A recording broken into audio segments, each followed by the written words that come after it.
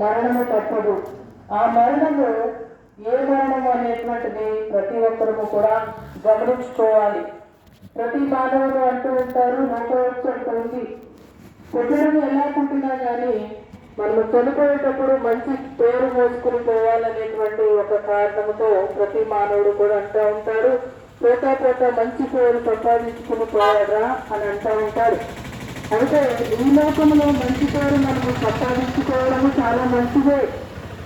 ధనమున్నా, ఆస్తి ఉన్నా, అంతస్తు ఉన్నా, ఏది ఉండినా వాటన్నిటినీ మనం సంపాదించుకోవటము చాలా మంచిది. అయితే అన్నిటికన్నా మిన్నగా ప్రభువైనటువంటి యేసుక్రీస్తు వారు మన జీవితంలో కలిగి ఉండడము మరి శ్రేష్టము, మరి ధన్యత. ఏదో ఒక రోజు మనం సంపాదించిన అన్ని లోకంలో విడిచి వెళ్ళవలసిన వారమే. కానీ ప్రభువైనటువంటి యేసుక్రీస్తు వారిని సంపాదించుకుంటే మనతో పాటు ఆయన నిత్య జీవనంలో చేర్చబడుతూ ఉంటాం. అంతేకాదు ఆయనతో యుగములు నిత్యమే జీవించగలుగుతూ ఉంటాము. అంతేకాని మన ఆలోచన ప్రకారముగా మనము పోతే ఈ లోకంలో ఏమీ సంపాదించుకోలేము. మనము కూడబెట్టుకున్నవన్నీ సిమెంట్లు కొట్టేస్తాయి, చెదలు తినివేస్తాయి, పాడైపోతాయి, నక్కలు తినివేస్తాయి, ఏవేవో పాడు చేస్తాయి ఈ లోక ధనము, ఆస్తి అంతా కూడా. అయితే ప్రభువైనటువంటి యేసుక్రీస్తు వారితో పాటు మనం ఉంటే ఆ యొక్క ధనము అధికమైనది. వ్యాధి బాధలు ఏమి వచ్చినప్పటికీ బాగు చేయడానికి హాస్పిటల్స్ ఉన్నాయి, లేక మంచి మంచి వైద్యులు ఉన్నారు. అయితే మన జీవితంలో ఒక్క రోగం ప్రతి మానవునికి అదేనండి పాప రోగం అనేటువంటిది. ఆ పాప రోగాన్ని క్షమించడానికి ఏ డాక్టర్లు లోకంలో లేరు.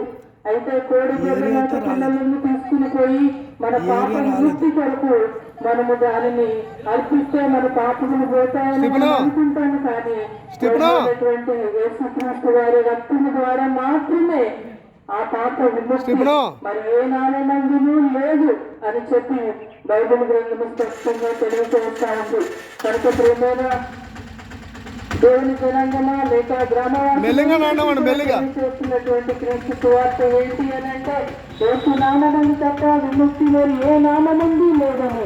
మేము కూడా ఒకప్పుడు ఈ లోకంలో మీలాగనే అనేకమైనటువంటి పనులు చేసిన వారిని, అనేకమైనటువంటి వారికి మొక్కిన వారిని. అయితే జీవమైనటువంటి దేవుని తెలుసుకుని ఏదైనా దేవ గ్రంథమును చదువుకుని జీవము కలిగినటువంటి దేవుని నామములో రక్షించబడిన వారముగా పరలోక రాజ్యం అంటే ఏంటి, ఈ లోకం అంటే ఏంటి, ఈ లోక మనుషులేంటి, పరలోకంలో నిత్య జీవంలో మేము ఎలా ఉండాలి అనేటువంటి విషయాలను తెలుసుకుని మేము వాటి ఎందుకు నడుస్తూ ఉన్నాము. పెళ్ళని దేవుని పెడతారా? ఈ లోకంలో సుఖ సంతోషాలు కావాలంటే మానవుడు సమాధానం లేక ఉన్నాడు. ఎన్ని సంపాదించుకున్నా వారి యొక్క జీవితాల్లో సమాధానం లేదు. సమాధానం కావాలి అని అంటే ఆ సమాధానకర్త అయినటువంటి యేసుక్రీస్తు వద్దకు రావాలి. ఖచ్చితంగా ఆయన యొక్క సమాధానము, ప్రేమ, సమస్తమును ఆయన వద్ద దొరుకుతూ ఉన్నాయి. ఎన్ని డబ్బులు పెట్టుకున్నా మేము సమాధానం జరుగుతుంది. డబ్బులు పెట్టుకుంటే అనేకమైన వస్తువులు దొరుకుతాయి, కొనుక్కోవచ్చు. కానీ సమాధానం అన్నది ప్రభు అయినటువంటి యేసుక్రీస్తు వారి వద్దనే ఆ సమాధానము మనకు దొరుకుతాయండి. కనుక